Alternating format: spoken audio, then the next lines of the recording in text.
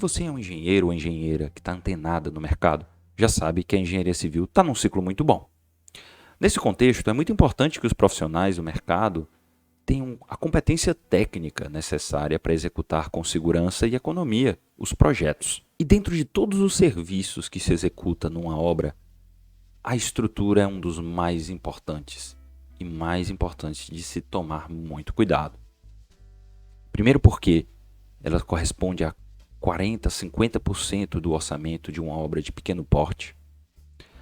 As decisões que a gente toma nas estruturas têm repercussão para todos os outros serviços, para as instalações hidráulicas e elétricas, para os acabamentos.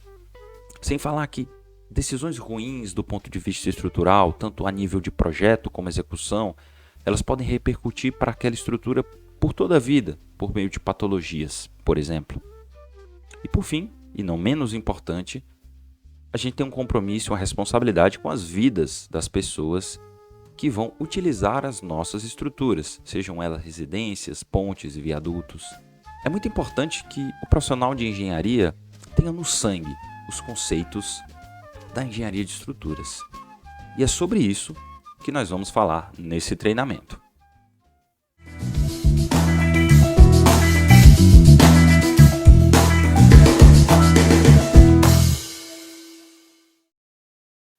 A maratona estrutural é um treinamento que tem um objetivo muito simples e muito claro: te dar ferramentas e conhecimentos para você desenvolver projetos e executar estruturas em concreto armado.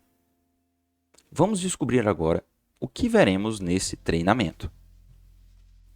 Aqui você vai aprender a avaliar todas as pranchas de projeto de uma estrutura, compreender as etapas de execução de uma estrutura em concreto armado, entender as rotinas e procedimentos tecnológicos que garantem a segurança na execução de uma estrutura e descobrir como projetar, usando um software, estruturas em concreto armado. E aí, está animado ou animada para começar? Ou será que você está pensando que esse treinamento pode ser um pouco avançado demais para você ou um pouco básico demais? Bom, independente do seu nível de proficiência falando de estruturas, eu tenho certeza que esse treinamento vai te dar muitas ferramentas e muito conhecimento. Esse treinamento é um recorte do todo o universo que estruturas pode apresentar para a gente, mas ao mesmo tempo é um recorte mão na massa, que quer dizer que os conteúdos que você vai encontrar aqui são projetados para você já aplicar no seu dia a dia de trabalho. A teoria que a gente vai ver aqui, ela é de apoio para uma aprendizagem prática e bem orientada ao que acontece de verdade, o que acontece nos canteiros de obra e nos salões de projeto. E para começar esse treinamento, você precisa ter os seguintes pré-requisitos: ter concluído engenharia ou arquitetura ou estar no último ano do curso, ter um espaço na memória para instalação do software TQS e recomendamos também um computador com bom processamento. Esse treinamento foi elaborado com o apoio dos instrutores professor José Sérgio dos Santos, grande especialista na área de projetos estruturais, e com o professor Matheus Marinho, especialista em concreto protendido.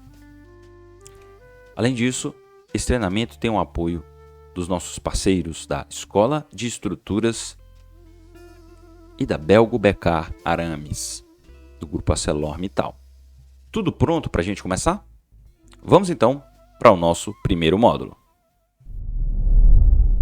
Então agora vamos realmente entrar de vez nesse assunto da maior importância, que é o projeto estrutural, tá bom? Então é o seguinte, a gente pode dizer que quando você recebe um projeto estrutural, existe uma divisão fundamental no conteúdo das pranchas. Que divisão é essa? Há as chamadas pranchas de forma e as chamadas pranchas de armadura. Então, nota que o projeto estrutural, quando eu recebo as pranchas, geralmente são muitas, né? E talvez o projeto que tenha mais detalhes, o projeto que tenha mais pranchas, seja o projeto estrutural. Quando você compara, por exemplo, com o projeto arquitetônico, quando você compara, por exemplo, com as instalações. Há projetos estruturais que passam de 200 pranchas. Na maioria das vezes, passa de 50 pranchas. Então, são exigidos muitos detalhes para que você tenha uma correta execução da estrutura, que não tenha falhas na execução da estrutura, ok? E aí, como eu falei para vocês, o projeto estrutural divide-se basicamente em pranchas de forma, em pranchas de armadura. Observa bem esses dois desenhos, tá? Observa aí do lado esquerdo a prancha de forma. Observa aqui do lado direito a prancha de armadura. Você já está notando que na prancha há uma certa divisão entre elas. Há um detalhezinho a mais aí na prancha de armadura, não é verdade? Eu vou já explicar o que é que isso vem a ser, tá bom?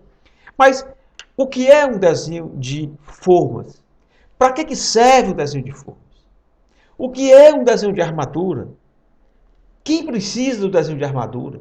Quem trabalha com esse desenho? Será que todo mundo precisa receber esse desenho? Será que todo mundo precisa receber o desenho de forma? Vamos comentar agora a função de cada um desses desenhos. Desenho de formas. Bom, o desenho de formas, a gente pode dizer que ele está para a estrutura, assim como a planta baixa está para a arquitetura. Ou seja, talvez seja um dos desenhos mais importantes do projeto, é o desenho de forma. Como eu falei para vocês na primeira aula, né? Primeira parte da aula, a gente não consegue executar uma edificação sem a planta baixa, sem a planta baixa arquitetônica. Também a gente não consegue ter uma ideia da estrutura sem olhar uma planta de formas. A gente não tem a menor ideia de como será a estrutura sem observar a planta de formas. Ok? Aí, gente, eu coloquei até aí o seguinte: os desenhos de forma determinam a forma da estrutura. Muitos até chamam desenhos para confecção de forma. Então, é com esses desenhos que, por exemplo, lá na obra, o carpinteiro ele vai preparar a forma que receberá a estrutura. Então, gente, ele tem a ver com a geometria da edificação. A gente sabe que o concreto, né, ele é lançado de maneira fluida, né, ainda no estado fluido, dentro das formas. E o formato da forma vai dar o formato da estrutura. Vamos fazer aqui uma analogia. Se você vai fazer um bolo e utiliza um bolo, uma forma de bolo convencional, aquela redondinha com o furo no meio, e você vai despejar ali a massa do bolo naquela forma redonda, quando o bolo estiver pronto, ele vai assumir o formato redondo com aquele furinho no meio, não é verdade? Ao passo que se você pegar uma forma retangular ou mesmo quadrada, o bolo será retangular ou será quadrado. Então, a prancha de formas ela vai dar os elementos necessários para que o carpinteiro possa executar aquela, digamos assim, a forma, a geometria do pavimento conforme determinado pelo engenheiro estrutural. Ok? Na prancha de forma, a gente encontra o nome de cada elemento estrutural com as suas respectivas dimensões. Quais são os elementos estruturais mais comuns? As lajes, as vigas, os pilares. Isso numa prancha de um pavimento. Mas às vezes aparece um tirante, às vezes aparece uma mão francesa. Todos têm de receber, então, um nome. Vou já mostrar isso aqui graficamente, ok? É preciso também que cada elemento desse tenha a sua dimensão indicada. Não é apenas um desenho decorativo, é um desenho técnico. E é preciso que as dimensões estejam corretamente indicadas para que possam ser feitas de maneira correta. Esse desenho, pessoal, aí eu vou fazer um comentário muito importante agora. Esse desenho vai para a compatibilização. Claro que as disciplinas envolvidas para a obtenção de uma estrutura, de uma edificação, claro que as disciplinas, elas interferem umas nas outras. Eu até comentei há pouco que a estrutura pode interferir nas instalações. Lembra que eu falei? Se eu quero trazer uma instalação, uma tubulação de uma laje para outra, e se ela encontra uma viga, aquilo é um obstáculo. Eu estou interferindo no caminhamento das instalações. Eu posso, de repente, passar uma viga no meio de uma sala. Eu posso, de repente, colocar um pilar que pega parte de uma janela. São interferências. É por isso que, quando se está projetando uma edificação, a gente tem que entender que o projeto não é único. O projeto da estrutura não é isolado. Então, você vai mandar para o arquiteto, você vai mandar para o instalador esse projeto de forma, ele vai para o arquiteto, ele vai para o instalador e será feita a compatibilização. Hoje em dia, as construtoras contratam inclusive um coordenador de projeto. Importantíssimo o papel do coordenador de projeto. Muitas vezes, todo mundo senta numa mesa, o arquiteto, o engenheiro estrutural, o engenheiro de instalações, o pessoal da obra, o pessoal da construtora, o pessoal do planejamento, a gente de ar-condicionado, o pessoal que trabalha com impermeabilização. Senta todo mundo lá para resolver as pendências, para resolver as interferências de uns nos outros. E nem sempre o arquiteto ele tem a sua vontade totalmente respeitada. Muitas vezes o bom senso faz com que ele diga: olha, a posição desse pilar aqui está ótima. Eu prefiro afastar a minha janela 50 centímetros para não prejudicar a estrutura. Ou mesmo o engenheiro estrutural talvez diga: eu prefiro retirar essa viga dessa posição para facilitar a passagem das instalações.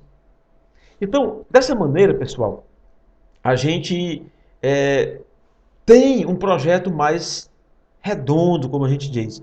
A gente tem um projeto, né, no final, quando somar tudo, a gente tem decisões que são tomadas para o bem da obra e não para o bem do projetista de estrutura, ou para o bem do projetista de instalações ou para o arquiteto. Então, esses desenhos vão para a compatibilização. Eles não vão, por exemplo, lá para a empresa de corte e dobra. Não interessa para a empresa de corte e dobra o desenho de formas. Então ele vai para a construtora, ele vai para o arquiteto. Acho que isso aí ficou bem claro, não é verdade? Aqui, pessoal, é um exemplo de uma forma. Tá pequenininho aí para vocês? Vou aumentar aqui e a gente vai comentar alguns detalhes dela, tá certo? Vamos dar um zoom aqui, tá? Ó, se você observar, então eu vou me virar aqui para poder riscar alguma coisa aqui nessa tela. Se você observar, aqui na planta de formas, eu tenho as indicações dos elementos estruturais. Então vamos observar aqui, gente, ó. Deixa eu me posicionar. Aqui eu tenho um pilar, o pilar 2, ó. Então, geralmente os elementos eles são numerados. Pilar recebe o título de P. P1, P2, P3 e assim sucessivamente. Vamos analisar aqui o P2. Aqui diz que o P2 é um pilar de 30 por 130, ok? É um pilar de 30 por 130. Sempre eu vou ler, o primeiro número que eu vou ler é aquele que está em X, o 30. Então, olha só aqui, o 30 é isso aqui, 30, ok? E o 130 é a outra dimensão, é aquilo que está em Y, tá certo? Então aqui eu tenho o 130, tá certo? O 130 por 30 já seria deitado. O 130 seria lido em X e o 30 em Y. Então é como se ele tivesse girado 90 graus. Tá bom? Deu para entender, não é? E aí você observa que as lajes são numeradas. Nesse caso aí desse projeto, nós temos lajes com nervuras e nós temos também tapas nervuras. São detalhes que eu vou comentar lá na frente, quando a gente estiver falando de forma. Não vou entrar nisso agora para não confundir, ok? Aqui nas extremidades, olha só, gente. Aqui eu tenho detalhes, eu tenho que falar sobre os pilares. Aqui eu tenho que colocar detalhes de abas. Aqui, por exemplo, eu tenho vigas. Então aqui eu tenho uma viga de 80 por 26, né? Então eu tenho que colocar o nome de cada elemento. Então você observa aí que existem vigas, existem pilares, existem lajes. E o mais importante é que tudo isso precisa ser cotado, precisa ser devidamente cotado. Olha só as cotas aí, tá bom? E aqui cabe um comentário sobre as cotas. Geralmente, o arquiteto trabalha o projeto dele com medidas em metros. A gente aqui na estrutura, você vai se deparar sempre com o projeto em centímetros. Então, o projeto de estrutura de concreto armado, o projeto de estrutura de concreto protendido, trabalha com as medidas em centímetros. É sempre assim na estrutura? Não. Os engenheiros de estrutura metálica, né, como a estrutura metálica requer uma precisão, sabe, milimétrica, então ele trabalha em milímetros. Precisa encaixar, né, muito precisamente. No caso da estrutura de concreto armado, já a nossa precisão é na casa do centímetro, tá certo? Então, os nossos projetos são cotados em centímetros. Os projetos arquitetônicos, via de regra, são cotados em metros. Os projetos de estruturas metálicas, via de regra, são são cotados em milímetros. Mas então não há problema, porque aí é fácil fazer a conversão de um para o outro, tá bom? Aqui um outro detalhe na forma, a gente vê aqui a região da escada. Se você observar, aqui, gente, só um instante, deixa eu me posicionar aqui. Olha, aqui na escada, eu particularmente gosto de fazer assim. Eu não detalho na prancha de forma os degraus da escada, o patamar da escada. A gente cria uma prancha separada para falar da escada. E a gente vai falar isso aí nas próximas aulas, tá bom? É importante também que aqui a gente tenha indicação de shafts ou aberturas nas lajes para as passagens das tubulações. Aí são tubulações de água, tubulações de esgoto, são passagens de cabos elétricos, de cabos óticos. Hoje em dia nós temos muitos sistemas, né? Tubulação de combate a incêndio, enfim. E essas tubulações, esses cabos, precisam passar de um pavimento para o outro. E aí não tem essa mais de ficar quebrando isso depois para poder prever essas passagens. Especialmente hoje em dia, com o uso da propensão, é imprescindível que todas essas passagens sejam previamente colocadas na prancha de forma e não podem ser esquecidas no momento da concretagem, sob pena de depois não ser possível mais colocá-las por causa do uso dos cabos, tá bom? De proteção. Aqui também a gente vê, né, o elevador, esse X aqui significa vazio para o primeiro elevador, um vazio para o segundo elevador, enfim. Estou dando a ideia para vocês do que é uma prancha de formas, mas mais na frente a gente vai ter um capítulo que vai tratar isso de maneira bastante cuidadosa, tá bom? Vamos agora falar um pouco da prancha de armadura, ou desenho de armadura, tá bom? Bom, pessoal, a gente pode dizer que o desenho de armadura é um desenho de detalhamento. Um desenho de detalhamento. O que significa isso? É no desenho de armadura que eu vou indicar as bitolas, as quantidades, os comprimentos, as dobras das armaduras que estão dentro dos elementos estruturais, quer sejam eles lajes, vigas, pilares ou fundações e outros elementos mais. Bom, esse desenho, o desenho de detalhamento, não deve ser feito logo no início do projeto. Como eu falei para vocês, as pranchas de formas vão para a compatibilização. Então, os arquitetos vão tecer comentários, de repente vão pedir modificações na prancha de formas. De repente, o coordenador de projeto, devido a um pedido do instalador, vai pedir para sofrer alguma pequena alteração. Pode ser que tenha que afastar um pilar, pode ser que tenha que transformar uma laje em uma laje que é maciça em nervurada ou vice-versa. É preciso reposicionar um shaft, ou aumentar ou diminuir esse shaft. Então, se você detalhar isso previamente, você vai perder todo o seu serviço. E o detalhamento é extremamente trabalhoso. Por isso que é importante que você tenha uma aprovação, por escrito, inclusive, da consultora, do coordenador de projeto, autorizando o detalhamento. Então, depois você faz o detalhamento, ok? Com essa autorização.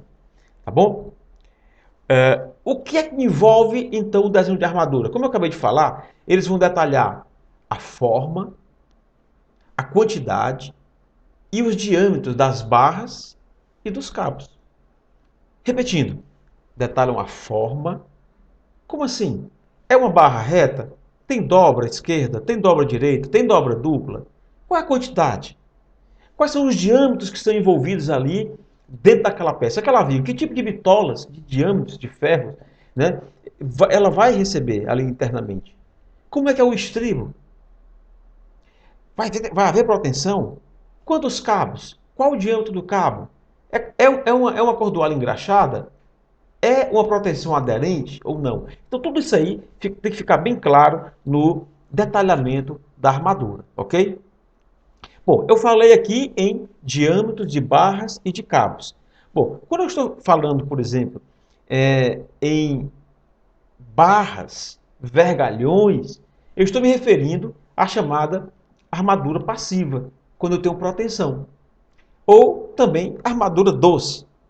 Então, se você ouvir falar em armadura passiva, armadura doce, em obras pretendidas, você está ouvindo falar a respeito dos vergalhões de aço que ficam dentro da estrutura.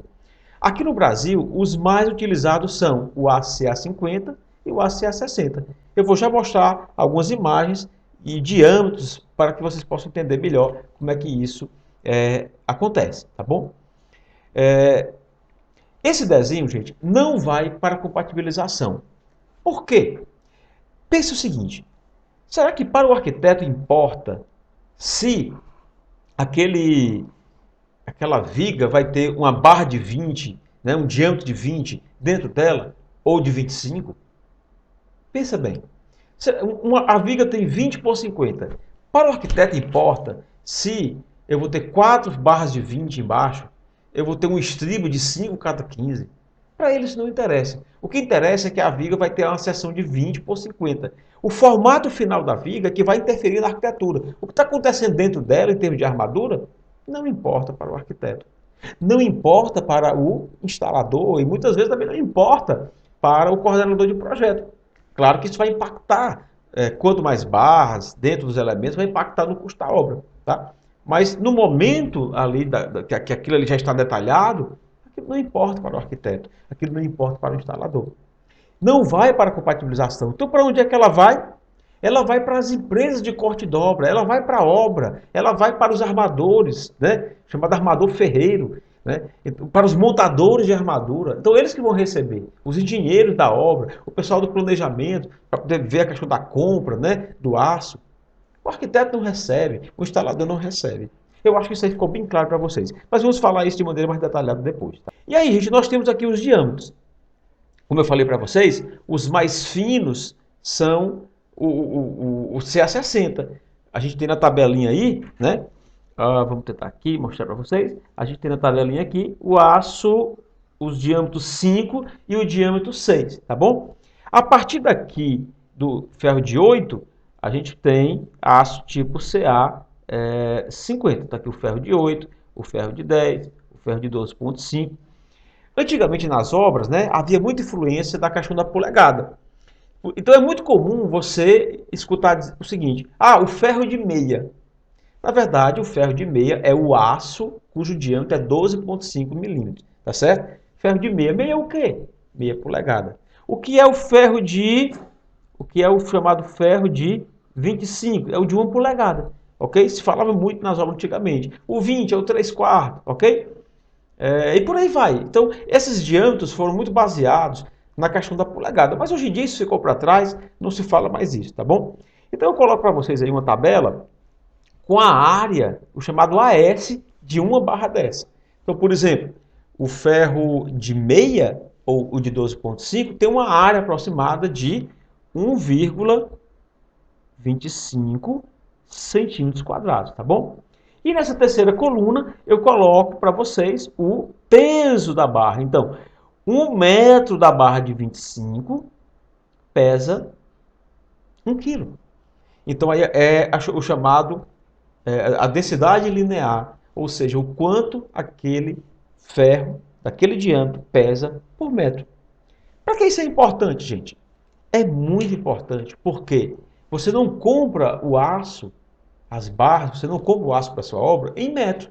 Você não liga lá para o pessoal lá da empresa de corte e dobra ou para um fornecedor de aço, né? Se você quer cortar e dobrar isso na sua obra, você não pede assim, me dê 1 quilômetro de ferro de 5, me dê 1,5 kg de ferro de 10. Isso não existe, soa até muito estranho. Mas você pede em toneladas, você pede em quilos. Manda aí 3,5 toneladas do ferro de 20. Manda aí 5 toneladas do ferro de 25. Manda aí 20 toneladas do ferro de 25. Então, eu preciso converter, né? Porque no projeto você vai ver os ferros especificados nos seus comprimentos, nas suas quantidades. Eu tenho que converter esses comprimentos, essas quantidades para peso, porque eu compro isso em peso. Vamos ver como é que a gente faz a representação da armadura, ok? Existem 2 tipos de armadura que a gente pode dizer, que é a armadura distribuída e a armadura não distribuída. Bom, qual a diferença entre elas? É que na armadura distribuída nós temos várias barras, inúmeras barras, uma grande quantidade de barras do mesmo tipo. E Dentro do elemento, elas vão ser colocadas dentro da peça, dentro do elemento, espaçadas de uma certa quantidade de centímetros, de uma certa distância. Na armadura não distribuída, não existe essa especificação do espaçamento, digamos assim, tá bom? Bom, vamos explicar isso depois. Uma coisa importante a gente chamar a atenção é o seguinte, que dentro do projeto, no projeto das armaduras, você não vai desenhar todas as barras que ficarão dentro do elemento. Você vai desenhar uma barra apenas e nessa barra você vai codificar informações de modo que na obra todas as barras possam ser posicionadas de maneira correta. Deixa eu explicar. Observe esse desenho que está aí na tela de vocês, ok? Então você está observando o desenho de um ferro, você nota que ele tem uma dobra do lado esquerdo, você nota que ele tem uma dobra do lado direito, ok? E embaixo dele eu tenho alguns números e letras também, trazendo informações. Bom, como é que eu faço a leitura dessas informações, ok? Vou mostrar para vocês agora. Então, o 18 refere-se à quantidade daquela barra, ok? Que vai ser colocada dentro do elemento. O N1 refere-se à posição. Então, o que eu quero dizer com posição? Cada armadura, cada barra que tiver um formato diferente, que tiver um diâmetro diferente, que tiver um comprimento diferente, precisa receber uma numeração diferente. Então, cada ferro diferente um do outro precisa receber um número diferente. Ok? Então, muitas vezes, numa prancha, eu chego a ter 50, 70. Há casos de pranchas muito carregadas de elementos que tem mais de 200 posições. Em seguida, eu tenho a letra grega Φ e o número 10. Aí representa o diâmetro da barra, ou seja, a bitola. Na sequência, um C barra 12. O que é o C? É o cada, é o espaçamento. Cada 12. A cada 12 centímetros, eu tenho uma barra dessa. E o C igual a 261 é o comprimento da barra, ok? Então, essa barra terá 261 centímetros. Então, gente, é dessa maneira que a gente especifica no projeto o detalhe daquela barra específica. No caso dessa que está na tela de vocês, a gente lê da seguinte maneira, né? Sobre o ferro N1. São 18 ferros de 10 a cada 12, comprimento 261. Ou seja, são 18 barras cujo diâmetro é 10 milímetros, espaçado a 12 centímetros, cujo comprimento é 261 centímetros. Você percebe que a gente tem uma mistura de unidades. A bitola é em milímetros, o espaçamento é em centímetros. Mas a gente não escreve, isso aí já é subentendido. Você já tem que entender na hora que você está lendo a informação. Que o diâmetro é em milímetros, o espaçamento é em centímetros e o comprimento da barra também é em centímetros. Tá bom? Como é que eu chego a esse 261? É exatamente o que está aí na tela. Eu tenho uma dobra esquerda de 7 centímetros, eu tenho uma dobra direita de 7 centímetros e eu tenho um comprimento de 247 centímetros. Tá bom? Somos 7 mais 2, 4, 7 mais 7, dá 261. É o comprimento da barra, tá bom? Eu vou dar um exemplo de como é que essa barra é mostrada num projeto. No caso, um projeto de uma laje, tá bom? Então, por exemplo, aí eu tenho dois ferros que vão ser posicionados dentro dessa laje. O ferro N1 e o ferro N2. Bom, como é que eu faço a leitura do ferro N1?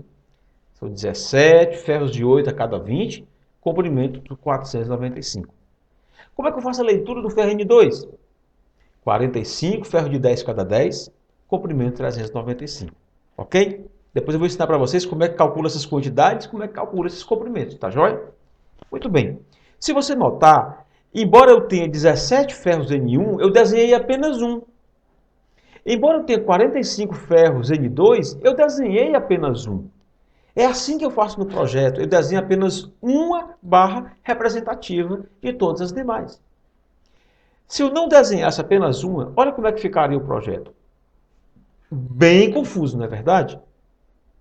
Então, vamos voltar para o slide anterior e é dessa maneira que a gente vai representar. Uma barra única e essa barra única conterá as informações para todas as demais. Para ela própria e para todas as demais. Ok? Mas lá na obra, isso que está aí mostrado na tela vai se transformar em isso aqui. cada uma das barras vai ter que ser posicionadas. Então, por exemplo, aqui, por exemplo, eu tenho um espaçamento, gente, a cada 20 centímetros. Então, o N1 aqui é a cada 20 centímetros. Então, aqui eu tenho um espaçamento. Então, cada barrinha dessa que é colocada na horizontal está espaçada de 20 centímetros uma da outra. Vamos voltar aqui. A barra, essa aqui, ó, é 10 a cada 10. Então, qual é o espaçamento? É 10 centímetros. Vamos olhar aqui. Está aqui 10 centímetros. Em cada barrinha vertical dessa, do eixo de uma barra para o eixo da outra, nós temos um espaçamento de 10 centímetros. Tá ok? Muito bem. Vamos passar agora para a armadura não distribuída. Essas armaduras não distribuídas geralmente são colocadas dentro de pilares, né? São colocadas dentro de vigas. Então, nela, a gente não especifica o espaçamento. Geralmente, a gente faz um desenho e mostra como ela deve ser posicionada dentro da estrutura, dentro do elemento estrutural, ok? Então, a leitura é a seguinte. No caso aí, nós temos uma barra N3, o ferro N3. Quantidade, 2 barras. Diâmetro, 12,5 milímetros, ou o famoso ferro de meia. Comprimento total da barra, de uma barra, 580 centímetros. Como é que eu chego nesse 580? Dobra esquerda de 40, dobra direita de 40 e o comprimento reto de 500 centímetros, ok? Onde é que eu encontro geralmente essas barras não distribuídas? Repetindo, dentro de vigas e especialmente dentro de vigas e dentro de pilares, tá bom? São elementos, geralmente são pequenas as quantidades, né? 2, 3, pode ser 7, 10, mas ela não segue uma coisa monótona de distribuição com um dado espaçamento. Tá ok, gente? Bom, uma coisa que eu queria comentar com vocês é que, antigamente, essas barras eram cortadas, né, esses vergalhões eram cortados e dobrados tudo dentro da obra. Cortava, dobrava e depois montava a armadura e colocava dentro da forma, tudo dentro da obra. Hoje em dia, essa é uma prática que está caindo em desuso. Acontece em obras pequenas, né, pequenas obras. Mas as grandes obras, as construtoras, geralmente hoje em dia contratam empresas de corte e dobra e já compram esse aço cortado e dobrado. Muitas vezes, essas empresas de corte e dobra estão associadas às próprias siderúrgicas que fabricam o aço. Ok? Bom, quando você compra o aço cortado e dobrado, então ele já vem para sua obra já conforme eu estou mostrando nessa foto aí. Aí você observa que eu tenho barras de uma fundação, de blocos, né? Então são barras grossas, grandes, dobras muito grandes. Você consegue perceber aqui, gente, ó. Você consegue perceber as dobras grandes, de mais de 1 metro, né? De comprimento. Então são barras, vergalhões que serão colocados dentro de uma fundação, tá certo? E nota aqui que ela já vem toda separadinha e etiquetada. Você consegue ver, inclusive, as etiquetas aí desse conjunto. Então, é separada por elemento, né? No caso aí, é um bloco de fundação. Então, um bloco digamos, de 4 estacas. Está aqui, né, separadinha, a armadura desse bloco de 4 estacas. Ah, é um bloco de 9 estacas. Está aqui, separadinha, a armadura desse bloco de 9 estacas. Tá bom? Muito bem. Aqui, uma outra imagem mostrando a obra está no começo aí, né? Então são armaduras de fundação desses blocos de coroamento de estaca, tá bom? Aí aqui, ó, a etiquetinha mostrando, olha só aqui a etiquetinha, opa, aqui a etiquetinha mostrando cada uma dessas posições que a gente colocou no projeto, tá bom? E aí, pessoal, o que acontece? Vocês lembram, lá no começo, eu coloquei 2 pranchas para vocês verem. Eu coloquei a prancha de forma e eu coloquei a prancha de armadura. Se você é observador, você vai lembrar que na prancha de armadura tinha um quadrinho que ficava do lado direito, ali na parte superior direita, ok? O que é aquele quadrinho? Vou mostrar para você agora o que é que ele significa. Ele significa, gente, a tabela de armadura. Então, todos os elementos que são detalhados no projeto, não importa se são lajes, não importa se são vigas, não importa se são pilares, fundações, tudo aquilo que diz respeito às armaduras, né, aos elementos e às suas armaduras, eu preciso depois, de certa maneira, eu puxar essas informações que estão lá nos desenhos e organizá-la na forma de tabela. Tá aí, então, a tabela de armadura. Então, por exemplo, aí, eu vou montar uma tabela que pode ser conforme essa que está aí na tela de vocês. O que consta dessa tabela? Então, vamos lá. Eu tenho várias colunas. Na primeira coluna, eu tenho uma coluna do elemento. Então, por exemplo, aí, gente, ó, B0260 é um elemento. B0260A é um outro elemento. B0360 é um outro elemento. E por aí vai. Então, pelo que eu conheço do projeto, né, que esse projeto aí foi eu que fiz, os elementos B são blocos de coroamento de estaca. No meu caso, como é que eu faço? O bloco B, ele tem uma codificação também. O 02 significa que é um bloco de duas estacas. E o 60 é o diâmetro da estaca. Então eu já sei, por exemplo, que um B0460, que é esse que está aqui por baixo, deixa eu tentar localizar esse bloco bem aqui, ó, B0460, é um bloco de 4 estacas de 60 centímetros. Esse que está um pouco aqui embaixo, ó, esse aqui, de 0760, é um bloco de 7 estacas de 60 centímetros. E aí eu tenho também que colocar, que indicar aqui, o multiplicador. Nessa prancha ele aparece 2 vezes esse bloco. Nessa prancha esse aqui é contado 16 vezes. Esse outro aqui é contado 4 vezes. Tá certo? Muito bem. Então a primeira coluna que eu preciso organizar é a coluna dos elementos. A segunda é a da posição. Então se eu observar esse bloco 0260, ele tem 4 ferros diferentes. Ele tem 4 tipos de armadura diferentes.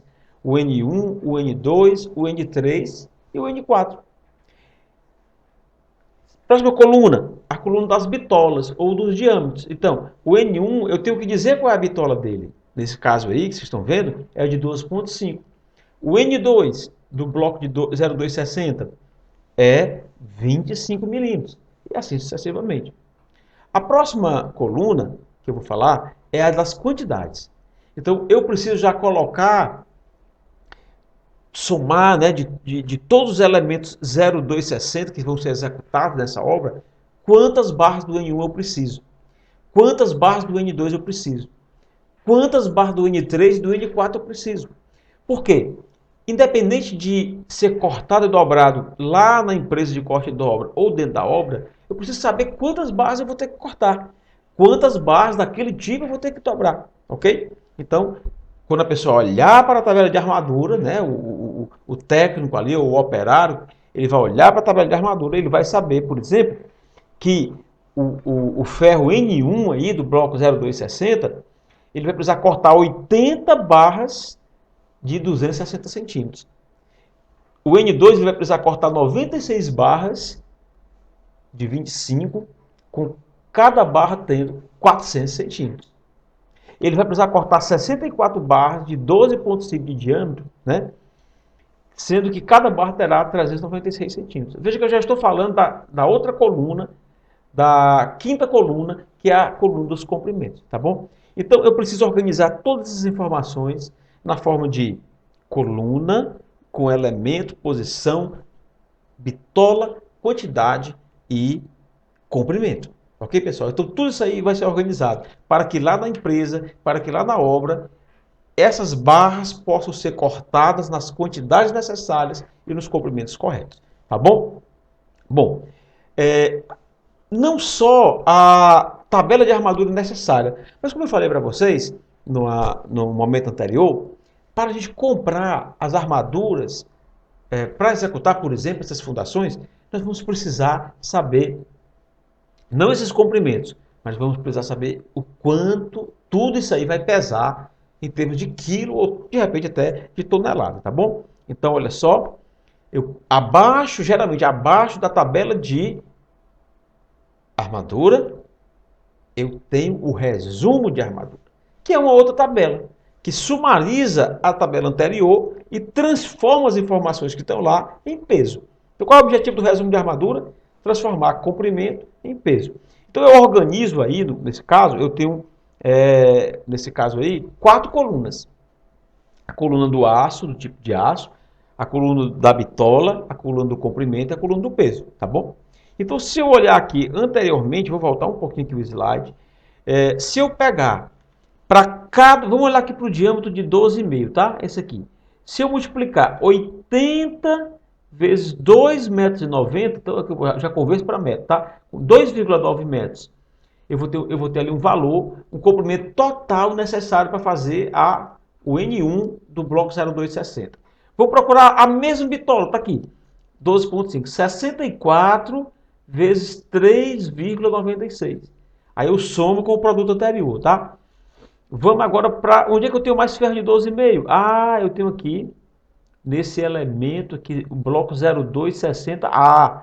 Então, eu vou multiplicar 16 vezes 5,59. E vou somando, gente. Aí eu venho aqui para baixo. 40 vezes 2,92. 40 vezes 2,72. 44 vezes 2,90. 40... E aí eu vou fazendo isso e vou somando esses produtos. De modo que no final eu vou ter o comprimento total dos ferros de 12,5. Eu tenho que 4.041 metros, né? Eu tenho 4 quilômetros, digamos assim, de ferro de 12,5. Mas isso não faz sentido para mim. Então são 4.041 metros. Na verdade, quando eu for comprar, lembra que eu falei que 1 metro do ferro de 12,5 pesa 1 quilo? Então quando eu for comprar, eu não vou comprar isso em metros, eu vou comprar em quilos. Então 4.041 metros são 4.041 quilos. E eu faço isso para todas as bitolas. Então eu preciso de ferro de 8? Preciso. Se vocês observarem aqui, por exemplo, né, se você olhar todos esses elementos, o 0260, o 0260A, todos eles, você não vai encontrar ferro de 16 aí. Você não vai encontrar ferro de 5 aí. Não tem ferro de 5. Então, na hora que você fizer o resumo, esses ferros de 5 não vai aparecer, o ferro de 16 não vai aparecer. No resumo, só vai aparecer os ferros que foram utilizados para, né, no cálculo desses elementos, tá bom? Então, olha só, eu vou precisar aqui, né, eu vou precisar, para o ferro de 8, eu vou precisar comprar 133 quilos dele. Para o ferro de 10, eu vou precisar comprar 505 quilos. Para o ferro de 12,5, 4.041. Para o ferro de 20, eu vou precisar de 1.465.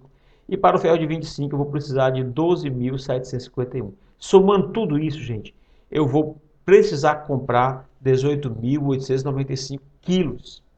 Ou seja, cerca de 19 toneladas de aço serão necessários para executar esses elementos de fundação que estão detalhados nesta prancha. Então, lembrando, cada prancha de armadura precisa ter a sua tabela e também o seu resumo de armadura. Tá ok? Você já entendeu que as estruturas são divididas em duas categorias, a superestrutura e a infraestrutura. A superestrutura conta com realmente toda aquela parte da estrutura que é visível, quer dizer, as lajes, as vigas, os pilares e todos os outros elementos que fazem parte, que recebem diretamente a carga de uso da edificação. Mas toda essa carga, que é chamada de superestrutura, precisa ser descarregada no solo. É para isso que existe a infraestrutura. A infraestrutura recebe toda a carga da superestrutura e tenta transmitir da maneira mais eficiente possível para onde a edificação está repousada. Você vai acompanhar agora, ainda dentro do primeiro módulo, com o professor José Sérgio dos Santos, uma explicação bem detalhada de como funcionam as infraestruturas, desde a alocação de pilares, as fundações rasas e fundações profundas. Vamos lá! Então, vamos dar uma visão geral do que é uma planta de locação, os elementos que contém nessa planta, especialmente assim, elementos de fundação, cotagens acumuladas. Então, essa aula vai ser bastante instrutiva para vocês. Então, vamos começar aqui fazendo uma definição do que é a locação, ou para que serve a planta de locação dos pilares, tá bom? Então, é com essa planta, a planta de locação, que se dá início à execução da estrutura. É com ela que se posiciona no terreno os pilares e também os elementos de fundação, que podem ser, por exemplo, sapatas ou mesmo estacas e blocos de coroamento de estacas. Vou dar aqui para vocês um exemplo de como é que aparece a planta de locação. Então está aí na tela de vocês. Eu peguei um trechinho aí de uma planta de locação e vamos começar a analisar para ver o que é que nós podemos entender aqui, tá bom? Então, olha quantos elementos importantes a gente vê aqui nessa planta. Primeiro, é necessário, gente, aqui, que nós identifiquemos todos os pilares que estão constantes aqui nesse prédio. Então ali eu marquei o P15, aqui nós temos aqui o P16, tá bom? Aqui abaixo nós temos um pedacinho que a gente consegue ver aqui o P20, tá certo? Bom, que tipo de informações a gente precisa colocar a respeito dos pilares na planta de locação? Bom, a primeira e a mais importante, claro que é a identificação do pilar, seguida pelas suas dimensões. Então vamos voltar aqui novamente. Aqui eu tenho o pilar 15 e eu estou dizendo aqui que ele tem 25 centímetros de base e 156 centímetros de altura. Então é um pilar de 25 por 156. Aqui pertinho, ó, a gente tem, ó, o pilar 16, um pilar de 30 por 80, tá bom? Então eu preciso colocar o nome do pilar e eu preciso identificar logo abaixo, né, dessa identificação do nome do pilar, qual é o tamanho da seção transversal do pilar, ok? Muito bem. Eu costumo fazer o seguinte, veja que aqui a gente não tem apenas o pilar, eu tenho aqui o desenho do pilar, certo?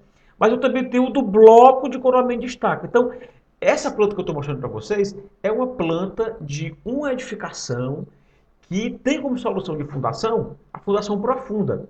Vamos falar nisso já nas próximas aulas sobre a fundação profunda. A fundação profunda é aquela que usa estacas, né, como meio de transmitir essas cargas para o terreno, ok? Muito bem, então eu preciso, além de desenhar o pilar, eu preciso desenhar também o conjunto de estacas e também o bloco de coroamento de estacas. Aí eu faço assim, isso não é uma regra rígida, tá bom? Mas, por exemplo, aqui, ó, eu coloco essa nomenclatura, vocês estão vendo aqui, ó, B0541. O que significa B0541? Bom, no caso dos projetos que eu trabalho, significa que é um bloco de coroamento de estacas, aí 05 significa que é um bloco de 5 estacas. E o 41 é o diâmetro da estaca em centímetros, tá bom? Então, fica fácil da pessoa entender que um bloco 0541 é um bloco de 5 estacas. Vamos ver onde estão essas estacas. Olha aqui, estaca 1, aqui, ó, estaca 2, aqui abaixo do pilar, mesmo no centro, estaca 3, aqui eu tenho a estaca 4 e aqui eu tenho a estaca 5. Então, esse bloco do P15 é um bloco de 5 estacas. Qual o diâmetro? 41 centímetros, tá bom? Então, precisa identificar isso em cada pilar do projeto. Vamos fazer mais uma análise aqui do pilar 16, tá bom? Então, a gente tem aqui do lado o pilar 16, como eu falei para vocês, é um pilar de 30 por 180, e agora só a referência do bloco. É um bloco 0941. Seguindo esse mesmo critério, significa que é um bloco de 9 estacas de 41 centímetros. Então, eu não preciso contar as estacas. Mas vamos fazer isso aqui uma vezinha. Olha só, estaca 1, 2, 3, 4, tem um escondidinho aqui embaixo do pilar, 5, 6, 7, 8, 9. Um bloco de 9 estacas.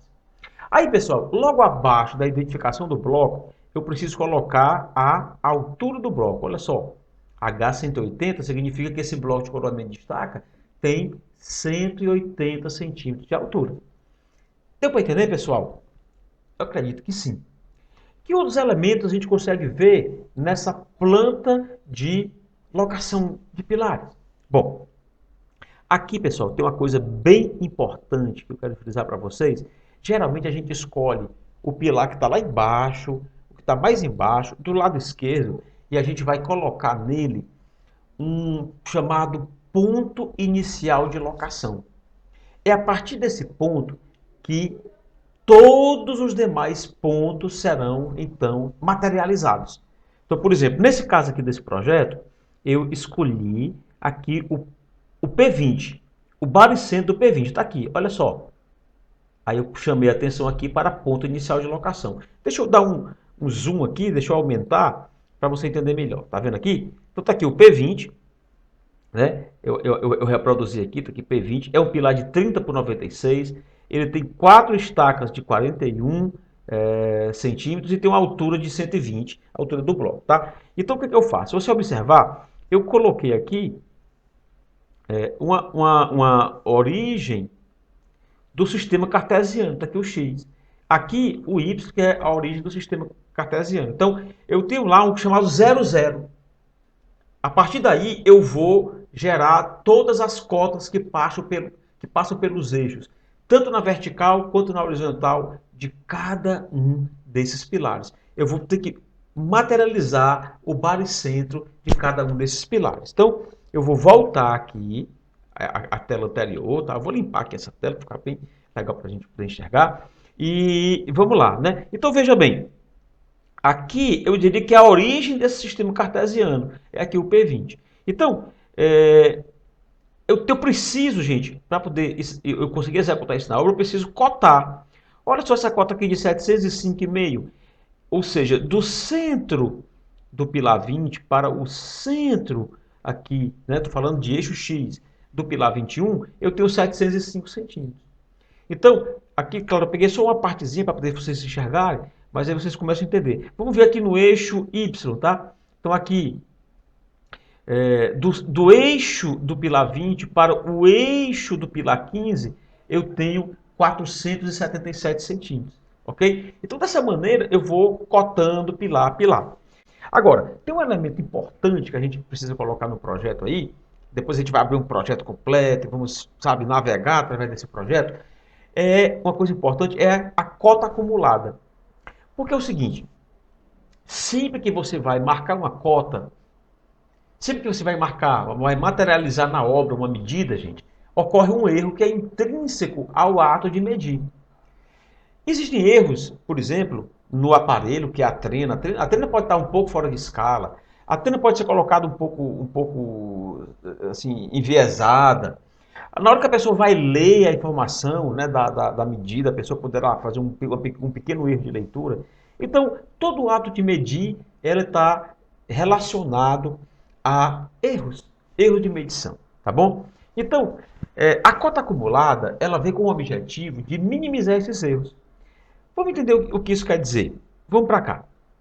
Vamos voltar aqui para a nossa tela, tá certo? Vamos supor que eu queira marcar esse 705,5 para poder eu locar o pilar 21. Então eu marquei, tá bom? Aqui do lado, vamos supor que nós tenhamos um outro pilar, que tem uma medida bem aqui, né? Vou marcar aqui.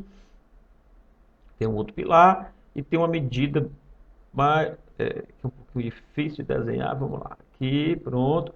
E aqui eu tenho, por exemplo, essa cota aqui, 555, tá? Vamos completar aqui. 555.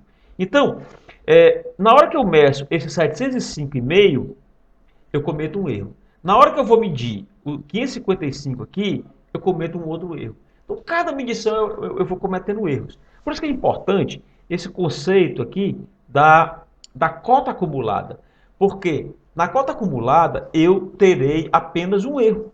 Quando eu vou locar, por exemplo, digamos que esse aqui seja o pilar 22. Na hora que eu vou marcar o pilar 22, eu não vou marcar pelo 555. Eu vou marcar direto aqui da origem do P20. Então, eu vou fazer uma medida direta até aqui o pilar 22. Então, com isso, eu tenho uma medida só, eu terei um erro só. E o pilar 23, a mesma coisa. Eu vou medir direto lá do 00 até o pilar 23. O pilar 24, vou medir do 00 ao pilar 24. E não vários erros acumulados ao mesmo tempo. Tá bom? Eu espero que vocês tenham entendido aí a função da cota acumulada. Ok? Então, vamos aqui. Então, percebeu que, falando de locação, eu preciso colocar o título do pilar, preciso colocar as dimensões do pilar, eu preciso desenhar a fundação, que pode ser uma sapata, pode ser um bloco de coroamento de estaca, né? Nesse caso na tela que eu estou mostrando para vocês, é um bloco de coroamento de estaca. Preciso colocar as dimensões da fundação, dimensão do bloco, se for uma sapata, dimensão da sapata, e por aí vai, tá bom? Bom, então como é que isso aí acontece na obra? Estou colocando para vocês verem aí uma foto mostrando aí esse espécie de gabarito que é feito para você poder alocar a obra, né? Então, olha só aqui, o pessoal está marcando os eixos, né? Esses eixos aí, eixo 3, eixo 4. Através desses eixos serão esticadas linhas que passarão exatamente pelo baricentro dos pilares, ok? E a partir desse baricentro dos pilares, a gente loca o pilar, a partir do baricentro do pilar, a gente loca o centro, de onde serão perfuradas as estacas, ok? Vamos observar aqui, ó. Então tá aí, a gente está vendo aí o mestre lá, que está checando, né, essas medidas, a partir do baricentro, onde é que ele vai, então, ó, marcar o centro da estaca para poder começar a perfuração da estaca. Aí interessa se é uma estaca tipo raiz, se é uma estaca tipo hélice contínua.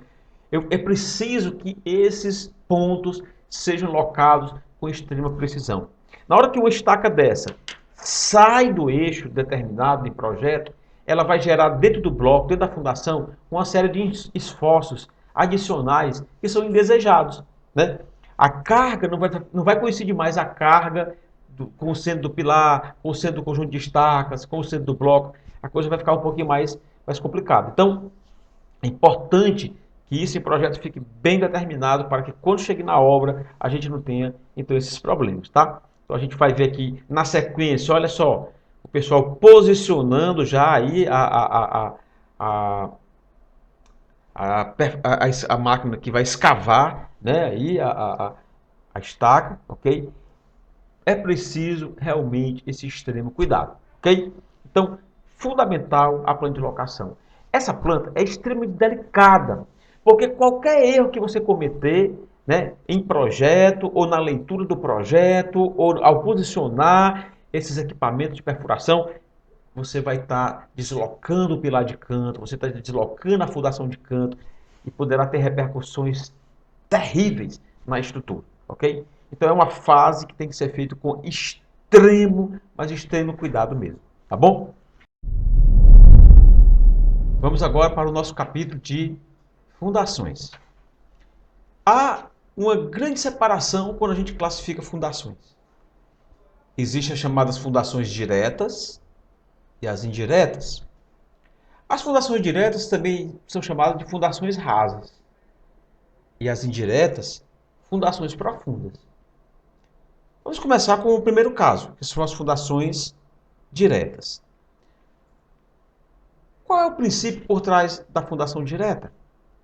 Você observa aí nessa fotografia, nesse desenho que eu estou mostrando aí, o seguinte, que a fundação direta é utilizada quando as camadas mais superficiais do solo têm capacidade de suporte para o nível de carregamento que as fundações estarão submetidas.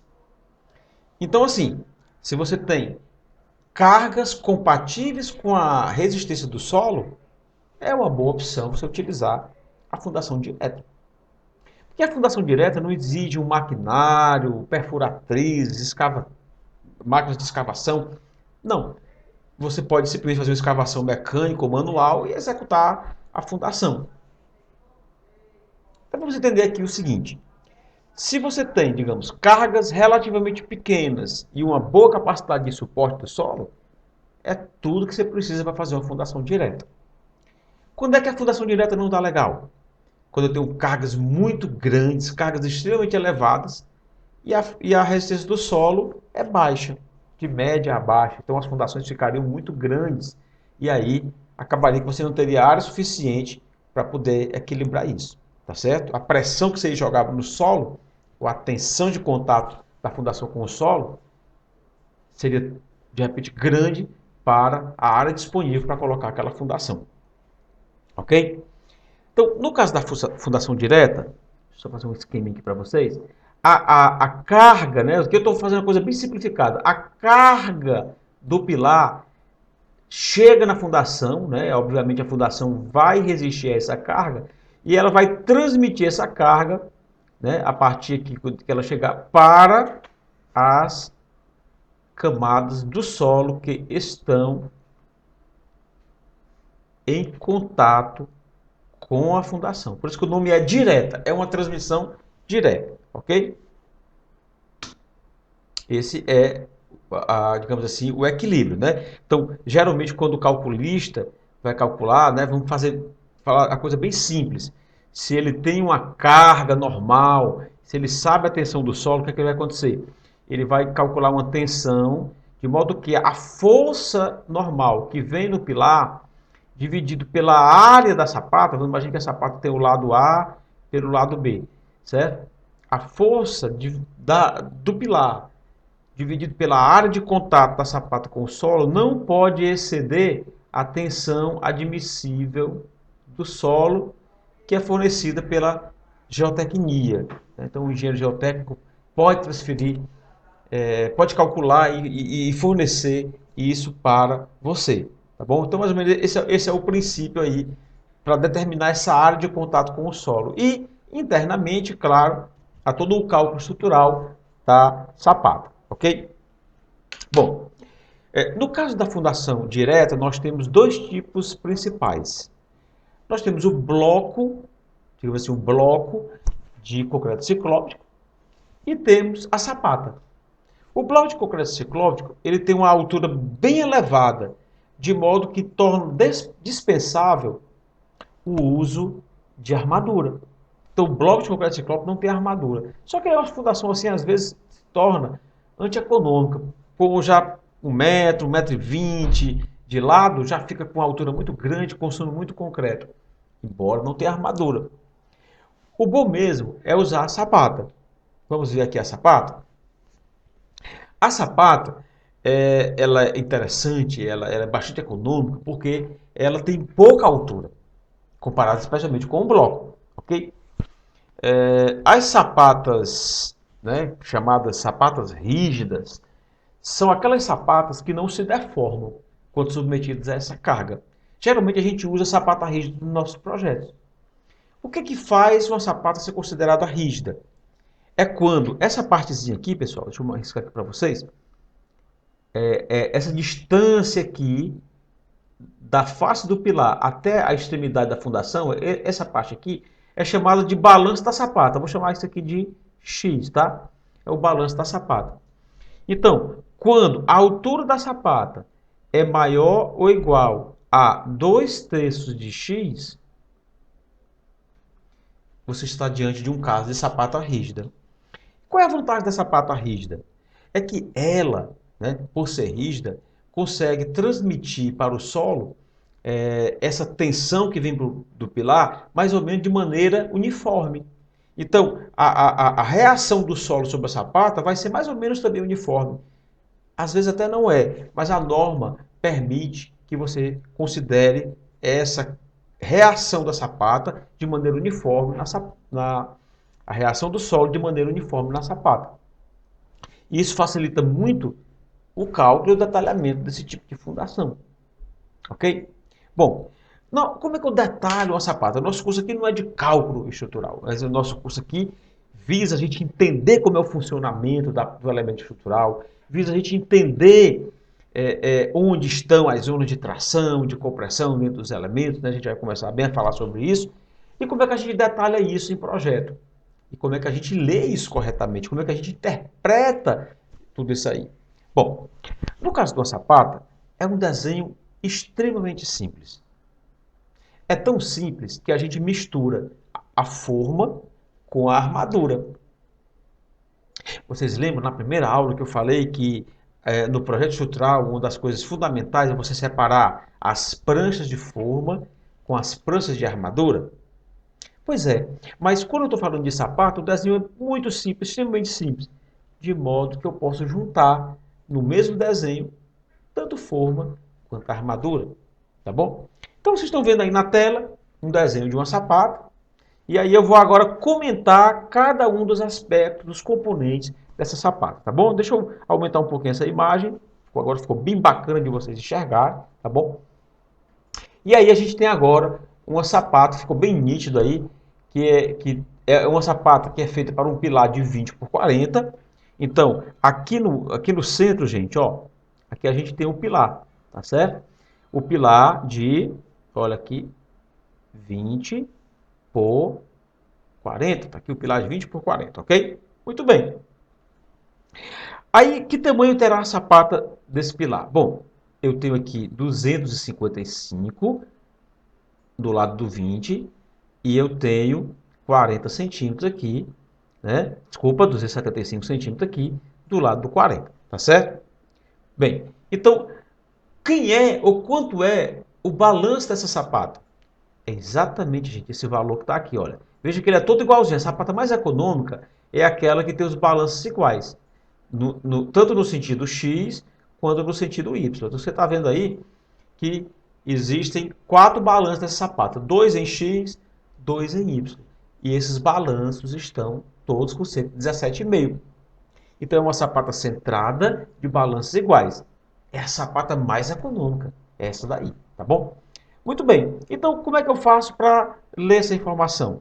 É claro que eu tenho aqui a sapata, eu tenho 117,5 mais 117,5 mais 20, eu vou ficar com o lado de 255. Aqui no sentido Y, 117,5, 117,5 e eu tenho aqui 40, eu vou ficar com 275. Então, a sapata terá 255 ou 240. Ok, pessoal? Por enquanto, nós estamos falando apenas de forma. E geralmente eu desenho aqui, né, o pilar, ele está aqui achurado, deixo ele bem grosso, eu destaco bem ele aí no meio, tá bom? Vamos falar agora da armadura da sapata, tá certo? Então é o seguinte, aqui, pessoal, vou voltar a esse desenho, eu tenho uma armadura, tá lembrado daquela aula que eu falei sobre as armaduras distribuídas e as armaduras não distribuídas? Pois aqui nós estamos diante de um caso de uma armadura distribuída. A gente pode entender a sapata como uma laje. Então, ela vai ter uma armadura de laje lá embaixo, tá bom? E aí eu vou fazer... Outra coisa que a gente tem que entender quando a gente fala de armadura de lajes, né? É que a gente tem que ter, gente, uma malha. O que é uma malha? Eu tenho que ter armadura no sentido, eu tenho que ter armadura no outro, de modo que forma uma malha, tá certo? Aqui, veja bem nesse desenho, eu vou ter 28 ferros de 10 a cada 10, tá? Nessa direção aqui. Então, eu vou ter várias barras desse sentido. Tá lembrado daquela aula que eu dei? Então, eu vou ter várias barras aqui nesse sentido. Quantas barras? Eu vou ter 28 barras do ferro N1 nesse sentido. Depois, eu vou ter 26 N2. Então, olha só. Eu vou ter várias, né? No caso, eu vou ter 26 barras N2 na vertical, aqui no sentido Y, não é isso? Então, o que é que isso aqui está formando, pessoal? Formou uma malha. É isso que vocês têm que entender, tá bom? Então, olha só, como é que eu faço a leitura? Já expliquei para vocês, vou repetir. Eu vou ter aqui, na direção X, tá? Em X. Então, como é que eu leio? Eu vou ter 28 ferro de 10 a cada 10, comprimento de 261. Como é que eu chego nesse comprimento de 261? Vai ser 247 mais 7 mais 7. Opa, para aí, professor, não estou entendendo. De onde o senhor tirou esse 247? De onde o senhor tirou esse 7 de um lado, esse 7 de um outro? Então, vamos explicar, tá bom? Muito bem, vamos entender aqui. A armadura que fica dentro da sapata, ela não pode encostar na extremidade da sapata, sob pena desse aço ficar suscetível à corrosão, especialmente no meio agressivo, né? Que é quando a sapata está em contato direto com o sol, ok? Então, como é que a gente faz? Presta atenção que eu vou fazer um esquema para vocês verem aqui. Você nota aqui por esse desenho que aqui, olha, preste bem atenção, aqui eu tenho uma distância entre a barra e o limite da sapata. A norma diz que tem que ser aqui pelo menos 4 centímetros. Então eu deixei 4 centímetros aí, tá bom? Vamos aqui para o outro lado, tá certo? Aqui onde tem esse 7. Então eu tenho aqui também 4 centímetros aqui desse lado. Opa, começamos a entender.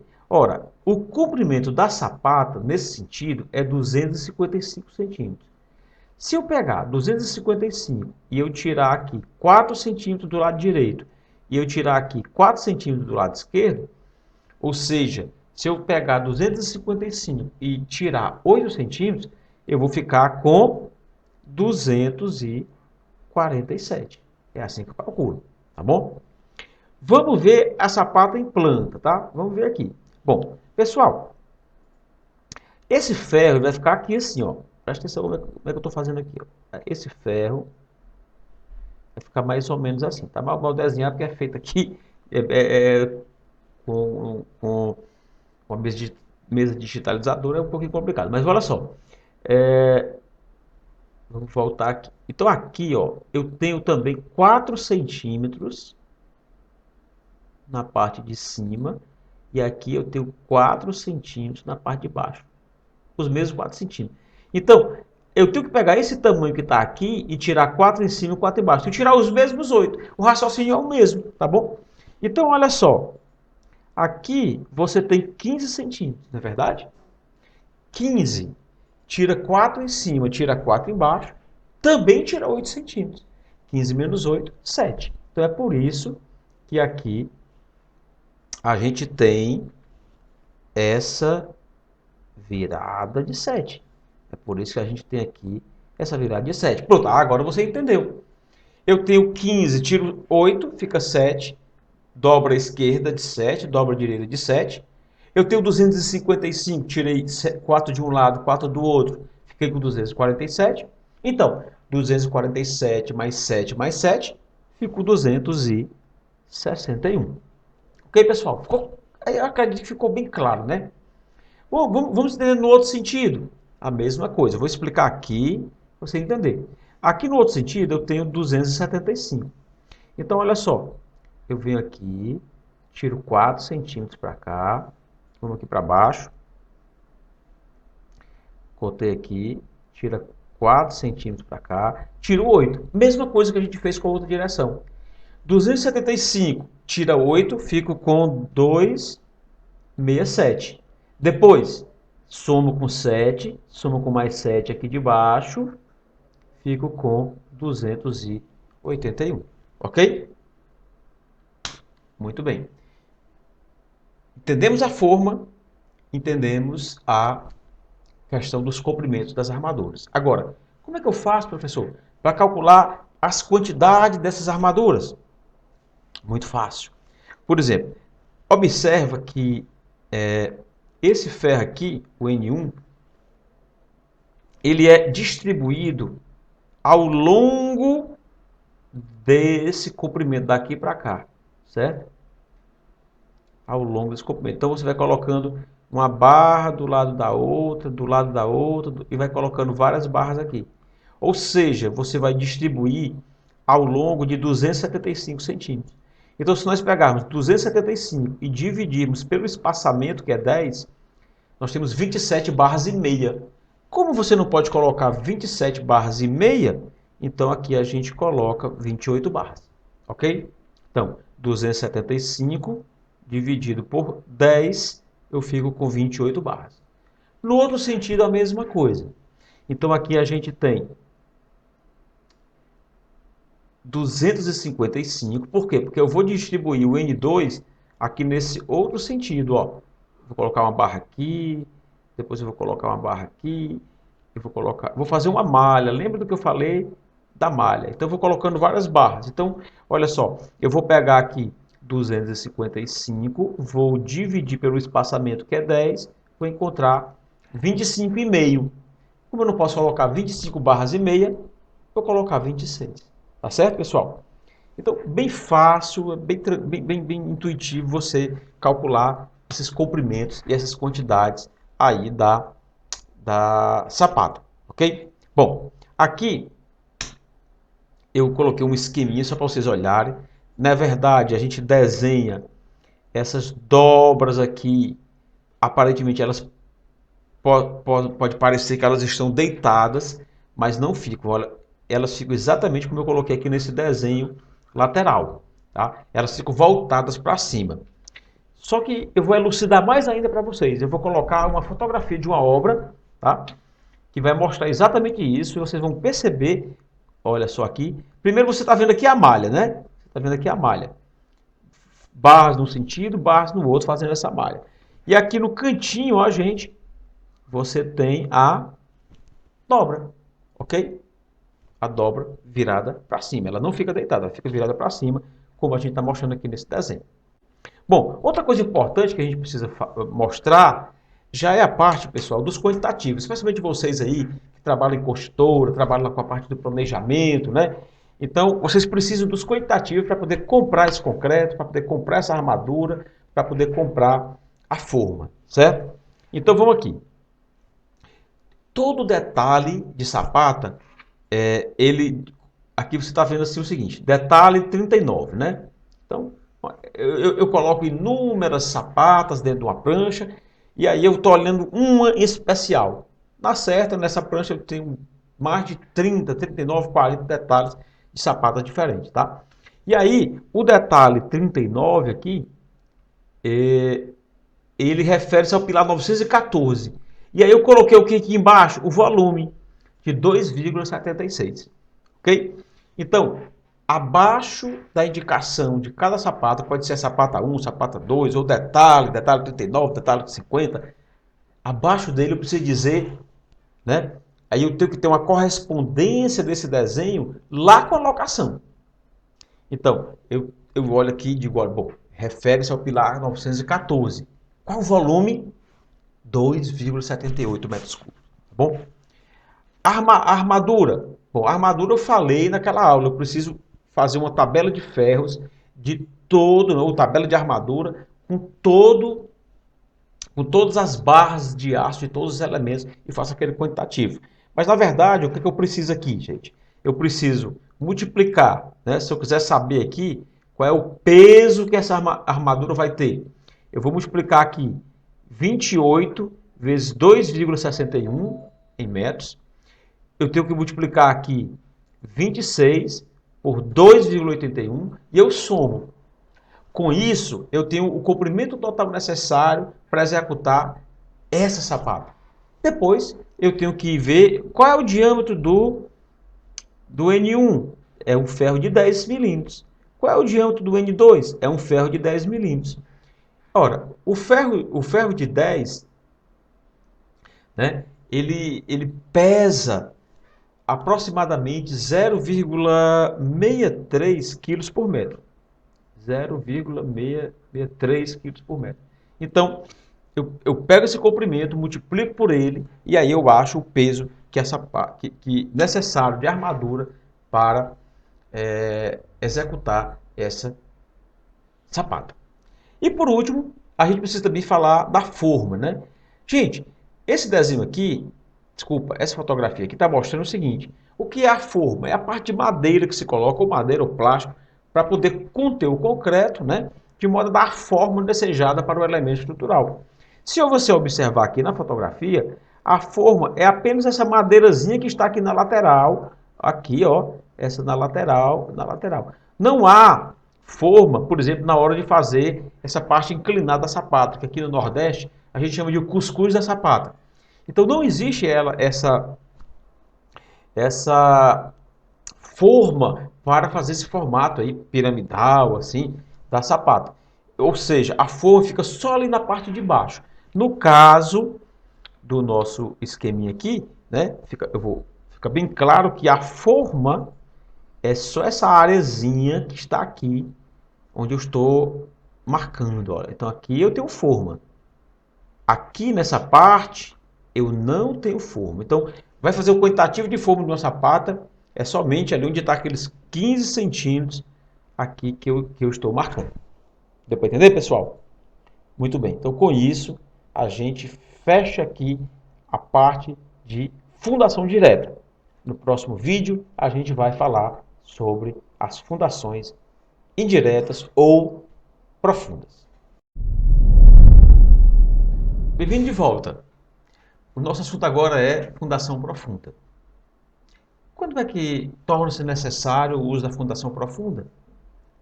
Quando as camadas mais superficiais do solo não têm a capacidade de suporte necessária para receber as cargas que vêm dos pilares. Então, deve-se buscar camadas mais lá para baixo do subsolo, de modo que esse equilíbrio possa acontecer. Não existe apenas um tipo de estaca. Vamos ver aqui que no mercado brasileiro atualmente existem talvez 4, 5, 6 estacas que predominam. E cada uma tem as suas vantagens e também as suas desvantagens.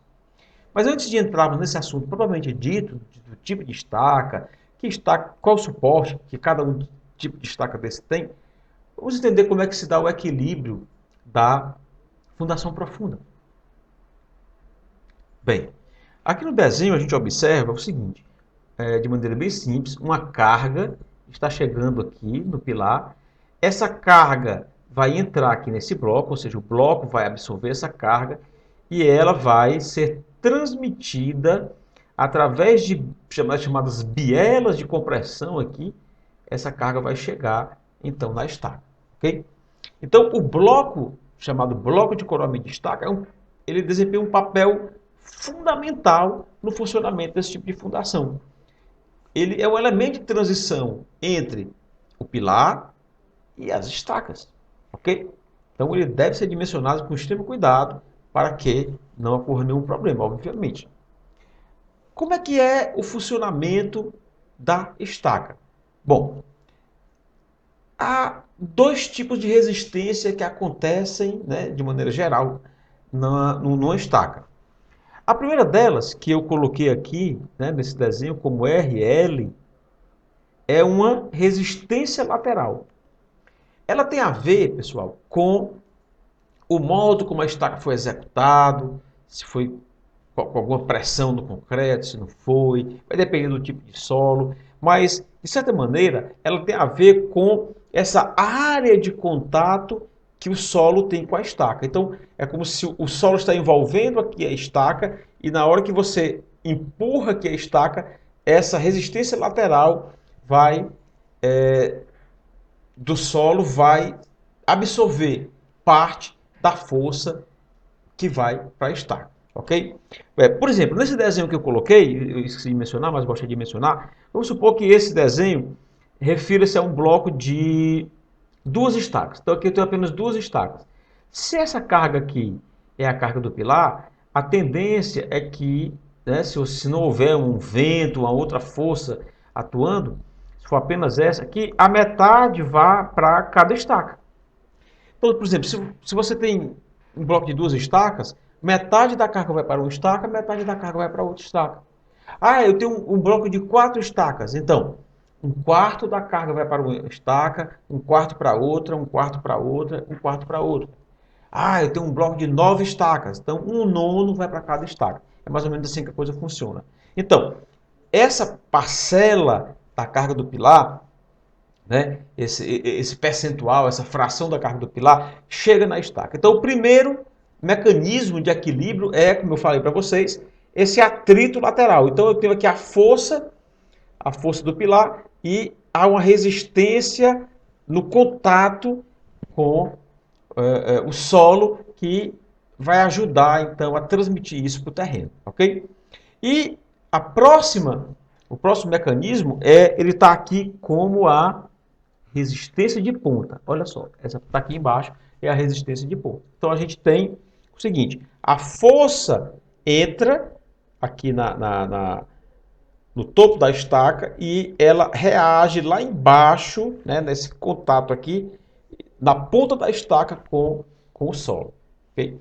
Então, a carga que entra lá em cima na estaca, ela tem que ser igual à soma da resistência lateral e da resistência de ponta. E aí há vários métodos de cálculo lá da geotecnia, baseado em ensaios de solo, baseados no tamanho da estaca, no diâmetro da estaca, no comprimento da estaca. Aí vai dizer no final qual é a capacidade de carga, capacidade admissível de carga que a estaca vai ter, tá bom? É mais ou menos esse aí o princípio envolvido. Quais são os tipos mais comuns de estaca que a gente observa no mercado brasileiro? Eu diria que essas 5 estacas que estão listadas aí, na apresentação.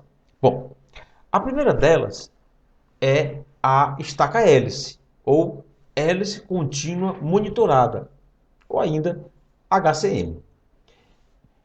Essa estaca é muito utilizada hoje em dia, por quê? Porque o impacto que ela causa na vizinhança é muito pequeno. Então, como ela é escavada, né? Então há uma máquina que vai escavando mecanicamente esse furo no solo para poder executar a estaca.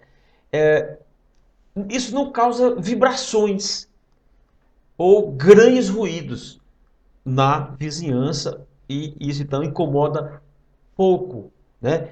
Ali na vizinhança onde a obra está acontecendo.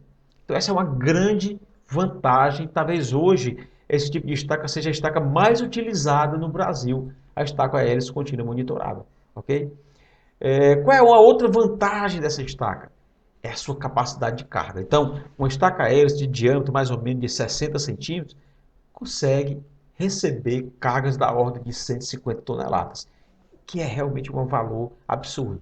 150, 170, dependendo do tipo de solo. Uma estaca de 60. Aí você pode ir para a estaca de 80 ou mais, há diâmetros bem maiores que você pode executar. Fantástica essa estaca. Agora, qual é a desvantagem dela? Muitas vezes, quando ela encontra certos tipos de rocha, certos tipos, por exemplo, até mesmo de arenitos, rochas sedimentares, ela não consegue passar. A máquina ela não tem um torque suficiente para perfurar essas camadas. E muitas vezes essas camadas estão muito superficialmente localizadas e a estaca iria ficar curta. Então, às vezes é obrigado você optar por uma estaca diferente, tá bom? Bom, a próxima estaca é a estaca raiz. A estaca raiz é uma estaca muito utilizada, especialmente onde a hélice não consegue. A maneira como a estaca raiz é executada é uma maneira tal que ela consegue, então, passar ou perfurar essas camadas que eu acabei de mencionar, que a estaca hélice contínua não consegue. Então, é uma estaca extremamente com esse poder, né, de penetração. Desvantagem dela, consome muita água. E o pessoal reclama, né? O pessoal na obra reclama, aquele meladeiro que fica na obra, fica aquela lama, gera muita lama na obra, é uma desvantagem, ok? Embora que ela tenha capacidade de carga também elevada, né? Então, os diâmetros da estaca raiz são um pouco menores do que o da hélice contínua, né? Você viu naquela apresentação que eu falei, aquela estaca de 41 é uma estaca raiz, né? Daquele projeto que eu mostrei quando eu falei ali na locação. Então, cento e poucas toneladas, 110 toneladas, 100 toneladas já é um valor razoável para uma estaca de 41, ok? Muito bem. A próxima estaca, assim, uma desvantagem da raiz é que ela, pelo menos aqui no mercado de Fortaleza, ela parece que é uma estaca bem mais cara do que a estaca hélice. Então, muitas vezes ela só entra mesmo onde a hélice não é indicada. Terceiro tipo, estaca Frank.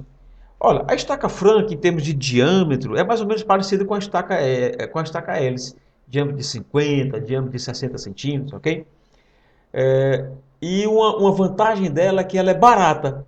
Então, se diz que ela é mais barata do que a estaca hélice.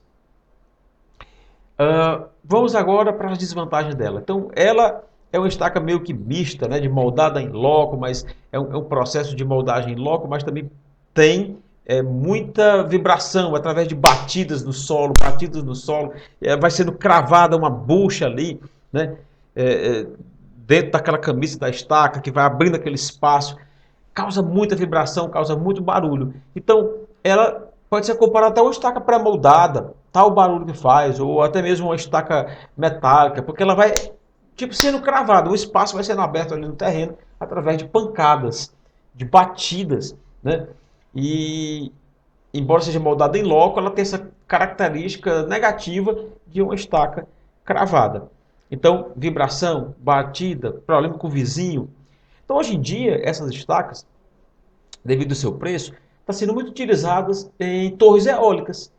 Porque as torres eólicas ficam localizadas em zonas rurais, zonas mais desertas, dunas. Então, muitas vezes opta-se pelo projeto com estaca Frank, devido ao custo. Por que não faz a estaca hélice lá? Bom, eu posso fazer a Frank, que é mais barata, e aí, como é um local mais ermo, de repente, a vibração não é um problema, ok? Perfis laminados metálicos. Então, utilizava-se no passado muito o trilho de trem.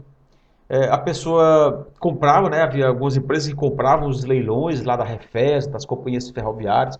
Quando o trem se tornava imprestável, para o uso ferroviário, eram leiloados, aquilo ali não servia mais para ser usado como trem, e as construtoras ou algumas empresas compravam aquilo ali e revendiam para as construtoras para ser utilizados como fundações, né? Como estacas. E aí muitas vezes elas eram associadas, eram soldados uns nos outros, tinha estaca dupla, né? Trilho duplo, tinha trilhos triplos, enfim. Mas hoje em dia, com os perfis laminados, assim, a preços mais acessíveis, elas tornam-se atrativas, né?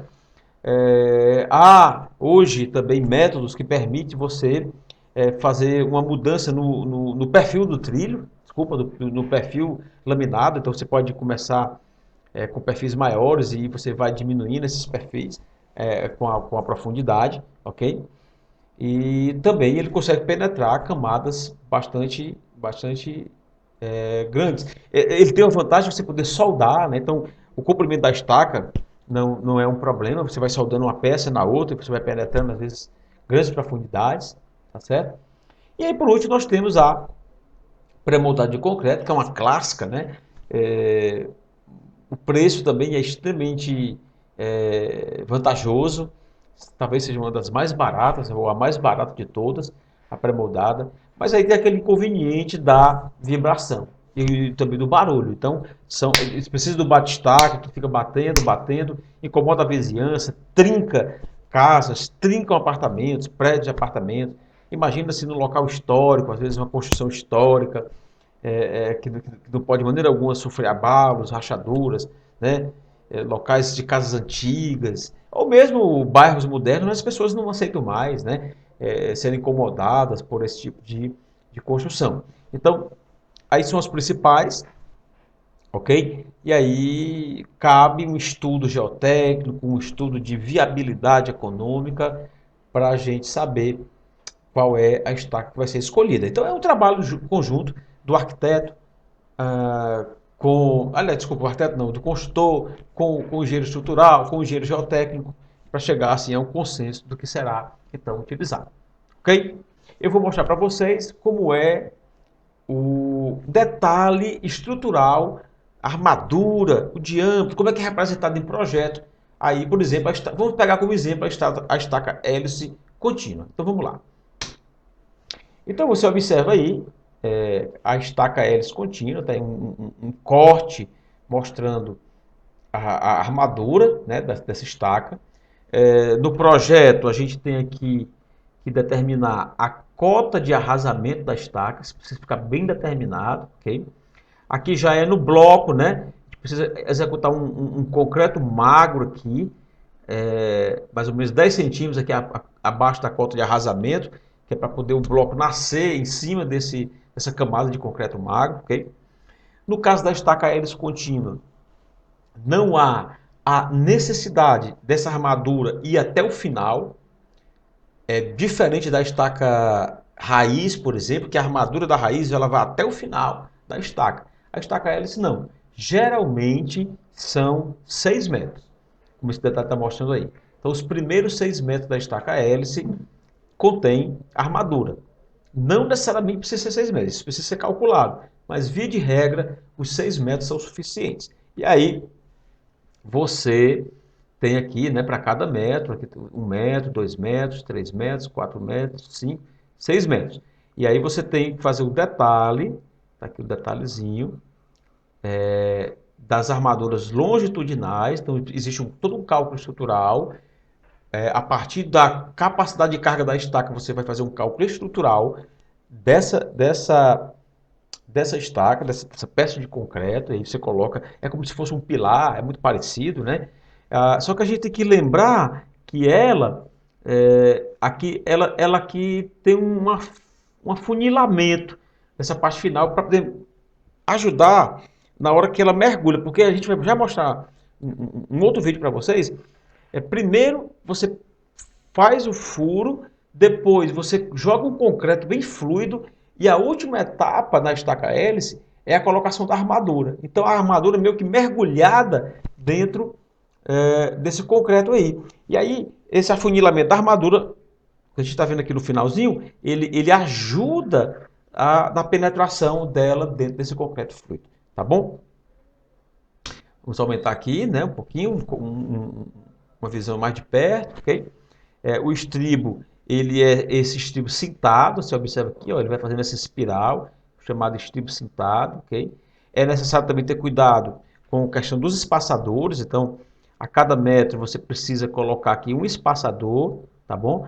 Para poder não deixar essa armadura encostar no limite da estaca. Eu preciso garantir esse comprimento da armadura, sob pena disso deteriorar com o tempo e aí a estaca perder capacidade de suporte, tá bom?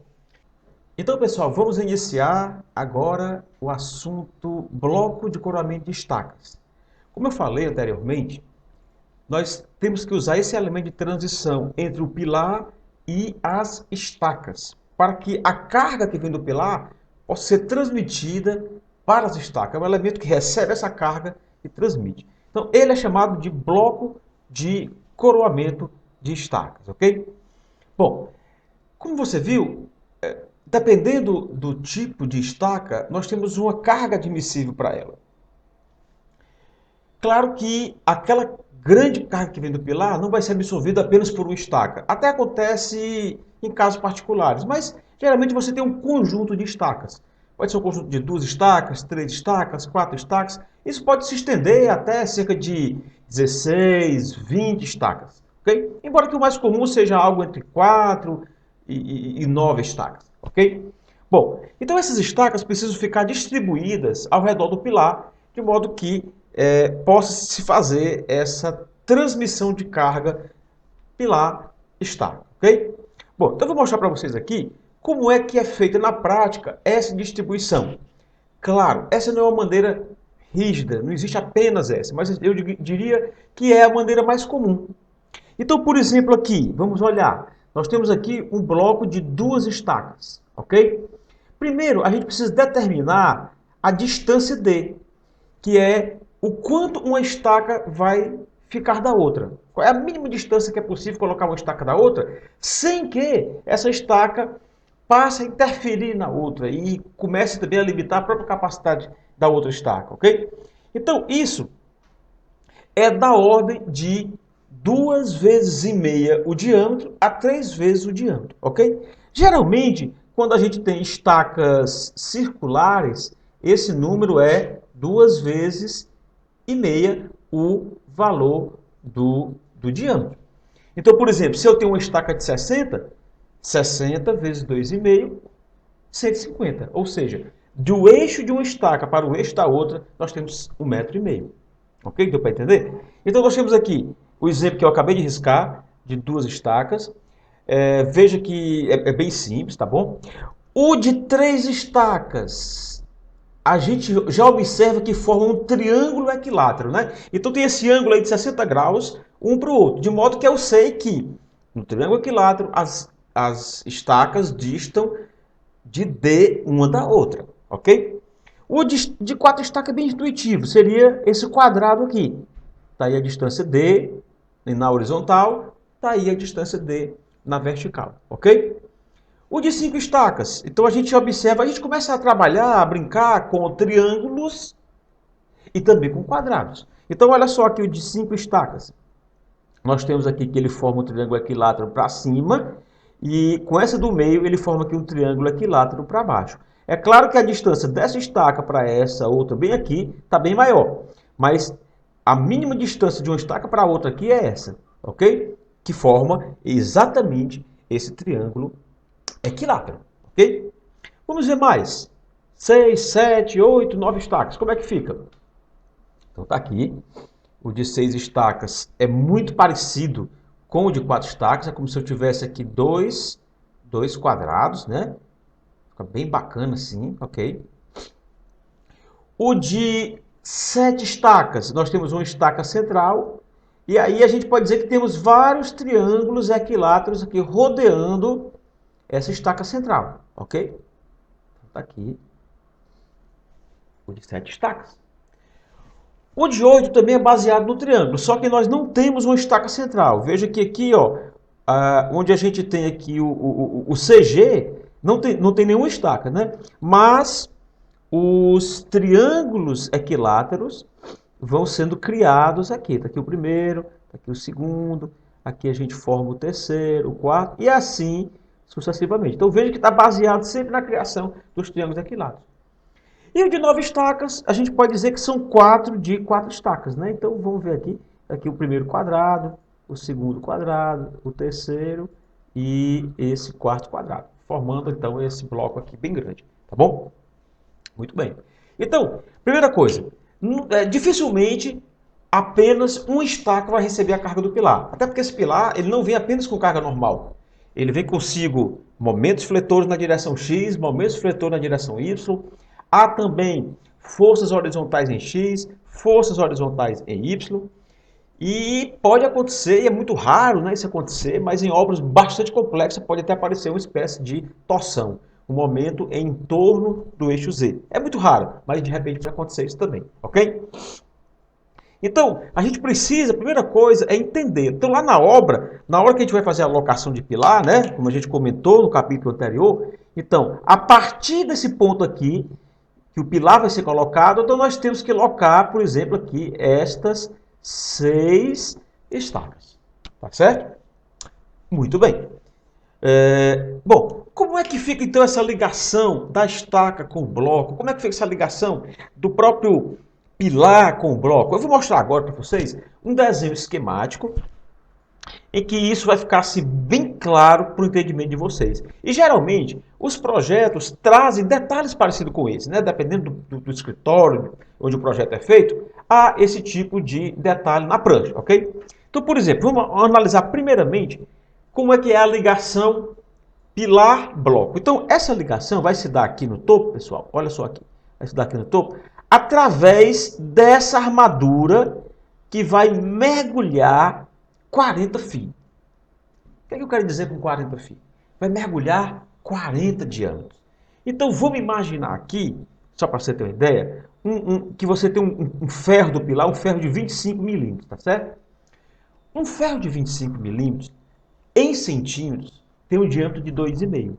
Então se você pegar aqui, por exemplo, 2,5 vezes 40, né? Ou seja, 40 φ, o φ é 2,5, nós vamos ter 100. O que é que significa isso? É que o ferro do pilar vai ter que mergulhar dentro do bloco 100 centímetros, ou 1 metro. Então você tem que descer 1 metro dentro do bloco para poder você garantir que o pilar está perfeitamente ancorado na fundação. Ok, pessoal? Bom, tranquilo, né? Esse mesmo raciocínio vale para a estaca. Eu vou mostrar aqui algumas fotos, por exemplo, estacas que vão sendo arrasadas. Eu não posso simplesmente encostar a estaca no bloco. É preciso que a armadura da estaca também ancore dentro do bloco, para que essa ligação fique uma ligação, digamos assim, extremamente rígida. Então, eu tenho que, da mesma forma, arrasar a estaca, né? Então aqui, veja que esse pedaço de ferro, né, digamos assim, esse comprimento de armadura vai entrar dentro do bloco. Todas as estacas precisarão ter parte da sua armadura dentro do bloco. Quanto é que ela vai entrar? Usamos o mesmo raciocínio do pilar. Ela vai entrar 40 diâmetros.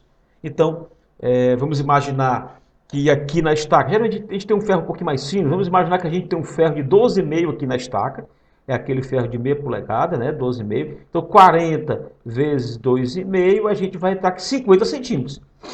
Então, dentro do pilar, vamos ter 50 centímetros de armadura para garantir essa ancoragem, ok? Também, outra coisa que a gente tem que prestar atenção aqui é aqui embaixo. A estaca entra cerca de 10 centímetros dentro do bloco. Ou seja, além da ancoragem da armadura da estaca, a gente precisa ainda que a estaca, ela própria, a parte de concreto da estaca, adentre 10 centímetros dentro do bloco, tá bom? Então, o esquema, pessoal, é muito parecido com esse que está aí na tela, né? Então, vai depender, claro, de escritório para escritório, né? Vocês que, por exemplo, que trabalham em obras e estão trabalhando com a execução, estão trabalhando com o projeto estrutural para executar, então vocês estão utilizando o projeto estrutural para executar, então vocês fiquem atentos a esses detalhes que o calculista vai colocar na prancha lá geralmente pode ficar na prancha de locação, mas também ela pode, de repente, ir na prancha de armadura de blocos, ok? Gente, eu quero mostrar agora outras fotografias para a gente ver como é que isso foi como é que isso é executado na obra, tá bom? Então, deixa eu mostrar para vocês, aqui para vocês verem como é bastante interessante. Aqui é uma obra que a gente fez e nós estamos vendo que as estacas foram executadas, as estacas foram concretadas e agora a gente está vendo que os operários estão escavando o terreno onde estão as estacas para preparar esse terreno para receber o bloco. Então, você consegue contar, inclusive, eu coloquei ali em cima, você está vendo justamente que esse se trata de um bloco de 9 estacas. Está aqui a primeira, a segunda, a terceira, a quarta, a quinta, a sexta, a sétima estaca, a oitava estaca e aqui a nona estaca. Então, temos aí esse bloco de 9 estacas, o terreno sendo preparado, tá ok? Bom, aqui é aquela questão que eu comentei com vocês do arrasamento da estaca, né? Então, eu preciso deixar aqui, gente, essa armadura. Veja que aqui na foto anterior, eu não estou conseguindo ver a armadura que vai ficar dentro do bloco, porque falta essa fase de arrasamento da estaca. Então, está aqui, ele está quebrando assim a cabeça da estaca para que ele possa depois expor essa armadura, e essa armadura vai ser então envolvida pelo concreto do bloco e vai então consolidar essa ligação do bloco com a estaca, ok? Muito bem. Aqui já eu estou mostrando a forma dos blocos. É interessante que em alguns locais do Brasil o pessoal não usa madeira. Então, por exemplo, essa foto é de uma obra na cidade de Fortaleza, no Ceará. Então aqui a madeira é um pouco escassa, é cara. Então sai mais barato para as construtoras executar a forma em uma alvenaria de tijolos dobrados. E depois essa alvenaria fica com a forma perdida, ok? De certo modo até protege um pouco mais o bloco, né? Fica essa camada, essa espessura de uns 18 centímetros aí, que é o tijolo deitado, protegendo também ainda mais, é uma camada a mais de proteção para o bloco de coroamento de estaca, ok? Mas você consegue ver como é que ficou aqui, ó, presta atenção aqui embaixo, gente, como é que ficou aqui o arrasamento do bloco, ó, e já tem a armadura exposta aí para que ela possa fazer essa perfeita ligação com o bloco, tá bom? Aqui é outra fotografia que o pessoal está montando a armadura positiva, né? E aqui você pode prestar atenção, olha que bacana. Aqui você vê aquilo que eu comentei sobre a armadura alternada, né? Alternada. Então, eu tenho um ferro mais grosso, tá aqui ele, e depois, na sequência, eu tenho um ferro menor. Desculpa, não é um ferro mais grosso, tem um ferro mais longo, depois um ferro mais curto. Um ferro mais longo, um ferro mais curto. Nesse caso aí, pessoal, não é que sejam ferros diferentes, apenas você vira o ferro, né? Ora, o lado mais longo fica para o lado direito, ora, o lado mais longo fica para o lado esquerdo. Consequentemente, o lado mais curto vem para o direito. Depois aqui eu inverto, depois eu inverto novamente, e assim eu vou alternando, tá certo? Aqui você vê o pessoal montando a armadura negativa, né? Como eu falei para vocês, a armadura negativa é essa que fica aqui na parte de cima, tá legal? E aí agora a gente tem uma bela visão, uma fotografia mostrando o canteiro, com esses blocos já, inclusive, concretados, já com a forma dos pilares colocada, né? A forma do primeiro lance de pilar colocada. Então, uma visão assim bacana, uma visão bonita aí do canteiro de obras, certo? Aqui uma outra visão do canteiro. Nesse bloco aqui não foi concretado ainda, a gente consegue perceber o detalhe aqui, ó, da armadura negativa aqui na parte de cima, dá para você perceber isso daí. Aqui eu tenho um bloco lateral aqui, que já foi concretado, então é assim, vai se concretando um bloco após o outro, até que tudo então fique pronto, tá bom? Bom, pessoal, então com isso, a gente termina a nossa aula a respeito de fundações. Então, relembrando, nós vimos a fundação direta, que geralmente são sapatas e blocos de concreto ciclóptico. E depois vimos a fundação indireta ou profunda, que é composta por um bloco de coroamento de estacas e um conjunto de estacas. Vimos que existem vários tipos de estacas. Estacas hélices, estaca raiz, estaca metálica, estaca franque, estaca pré-moldada de concreto. Então, claro que você, sendo engenheiro de obra, você de repente vai se deparar com vários tipos de estaca, nos inúmeros projetos que você vai trabalhar, ou se você é um projetista, né, você vai poder especificar cada uma dessas estacas, Cada situação é uma situação diferente, né? É um local histórico, eu não posso ter vibração. Eu já estou no interior, não tem problema de vibração, é um bairro novo, não tem interferência. De repente você pode optar por uma coisa mais cravada, já que não vai ter interferência em vizinho. Enfim, cada situação é diferente e aí deve ser analisado com bastante cuidado, tá bom? Eu espero que vocês tenham aprendido bastante nesta aula e fica aí ligado que nós estamos colocando uma série de materiais adicionais para você poder, então, aprofundar o seu aprendizado, tá bom? Foi um prazer ter estado com você nessa aula, então até o próximo capítulo. Vamos revisar o que aprendemos hoje. Aprendemos a interpretar projetos de formas, projetos de armações, como executar a locação de pilares. Aprendemos também como funcionam as fundações rasas e como as executamos. Também vimos como funcionam as fundações profundas, os principais tipos de fundações profundas e como fazemos execução de estaca hélice. É importante você acessar agora o material complementar a este curso.